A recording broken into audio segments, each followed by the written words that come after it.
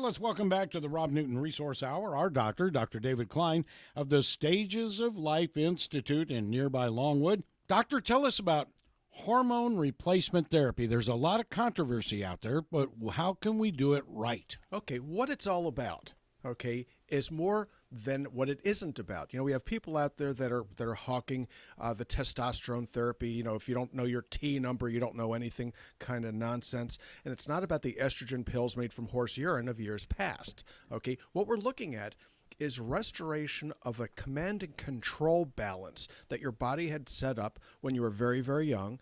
And as you start to get older, it either breaks down, or stops working entirely.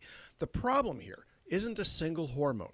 It could be thyroid, it could be cortisol, it could be testosterone, estriol, estradiol, progesterone, DHEA, and the list keeps going on. And each one of these hormones has receptors in every cell in your body.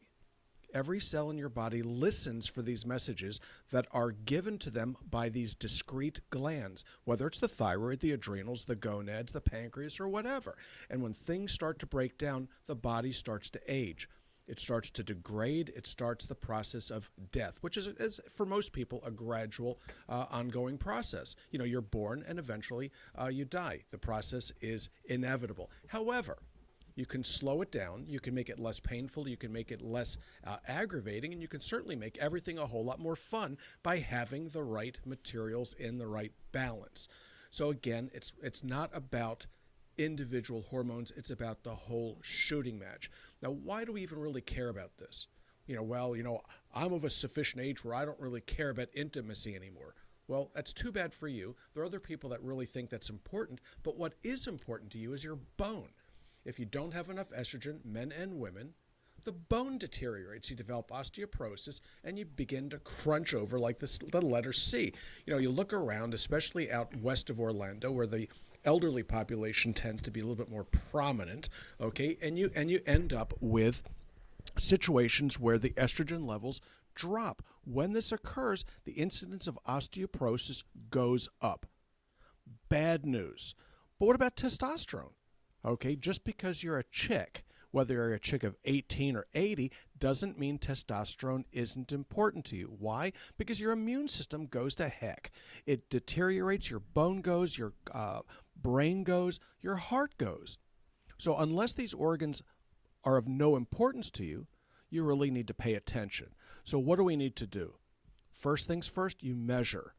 If you don't know what your AM cortisol level's doing, if you don't know what your testosterone, progesterone, estradiol levels are doing, if you don't really know your thyroid health or your insulin levels for that matter, you're really operating in the dark, okay? Each one of these things is important. Each one of these things influences your health in very predictable ways.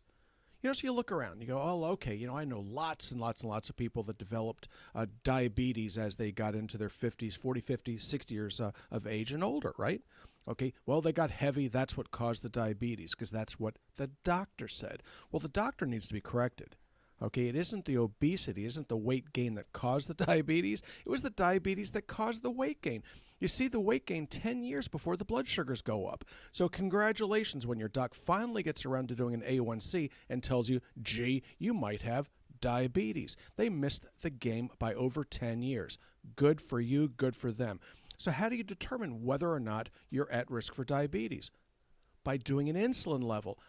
The blood sugar is very, very important, but if you don't know your insulin level, you don't know what the heck is going on.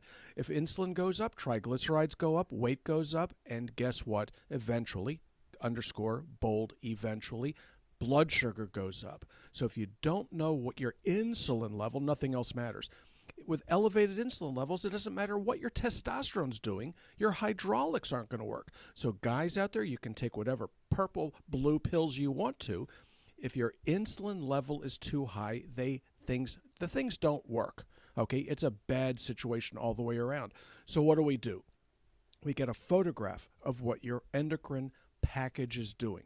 We get a look, testosterone, estradiol, estrone sometimes, progesterone, pregnenolone, DHEA, insulin, parathormone, and so on and so forth, and it gives you a snapshot as to your health. How often do you need to do this? It depends upon the circumstance. If you're receiving hormone replacement therapy, every 90, 120 days is usually sufficient. Okay, sometimes you can push it out to 180 days. If you haven't had it checked, you are, in my humble opinion, on borrowed time. What does this cost? Well, if you're of a certain age, that is, if you're on Medicare, Medicare covers this stuff. Okay, it's a recognized medical intervention. It's a recognized medical test. If you're younger, it all depends upon what your particular insurance coverage is doing. Now, in my office, what we did is we went ahead and put our own lab in. Why? Because then we can actually control the costs. You know, if you go to Quest or LabCorp or whatever, you're really at some risk. Okay, the risk is called your deductible.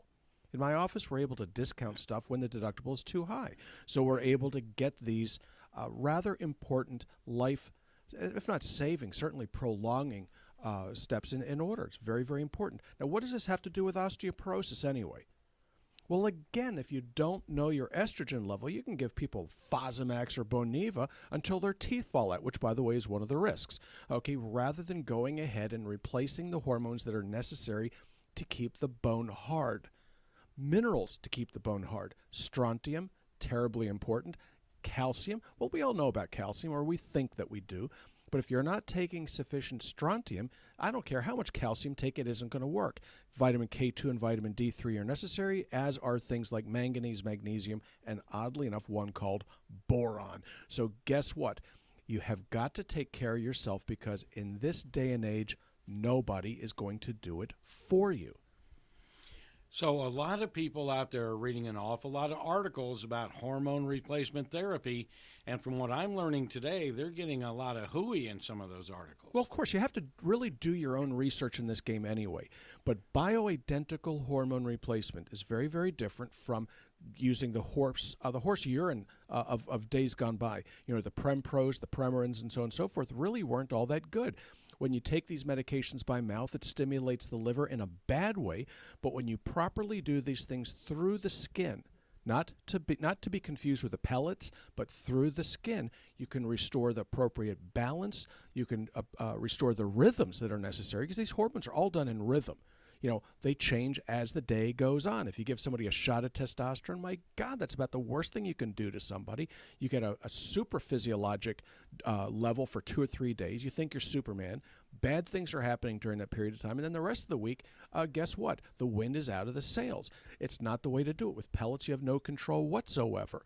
So there's a lot of misinformation going on around. I prefer my patients to do their own reading. They're welcome to read my stuff. Yeah, I've been published over 100 times. Great. Okay, you can read my articles, but I really encourage you to read other people's, because what do they say about trust but verify? You know, it's like much of anything else. I like to think that I have the smartest patients out there. They do their own thinking, they do their own reading, and when they ask the right questions, they get the right answers. But by asking a talking head or a poor me site on the internet questions, it doesn't work out real well. So I send them directly to the National Library of Medicine. They can do their own reading, their own studying, but I will show them how to do it, okay, because it's not the easiest thing in the world to do.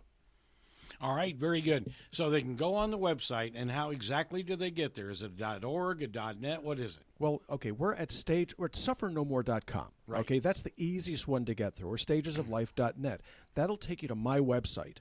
You know, you're able to ask us questions through questions@stagesoflife.net, and that's just fine. You know, they can come in the office and see me, you know, throughout the week. That's sometimes a whole lot better, because, you know, a simple answer to a complicated question really is of minimal value. Mm-hmm. It's valuable, but it doesn't answer the question. And as a patient, what I will do is sit them down and show them how to get to the National Library of Medicine, which is this. It's pubmed.gov, pubmed.gov. You go to that site, and then you have to learn how to do a Boolean search, which really takes about 3 minutes of my time to teach you how to do. You know, it's 2 words, 3 words separated by a space and a plus sign. You do that, you can find out anything about anything. It's very, very interesting, and it's non-biased, peer-reviewed journal articles. These things are what doctors are supposed to be reading, and sadly, the doctors don't usually use this tool. I was taught to use this tool when I got recalled by the Navy during the Gulf first time, or Gulf War. Okay, and I had no idea what this is all about. but it took a Fed to teach me how to use the federal system. Go figure. And we've got to have Robin wrap up. We do not end a show without Robin giving us that contact information. Our office phone number is 407-679-3337, and as Dr. Klein said, our website is stagesoflife.net. We're located in Longwood at 1917 Booth Circle. That's right off of 430. I know you're talking to me. 94. And we are also on Facebook at Stages of Life Medical Institute. Our office hours are Monday through Thursday from 8 to 5.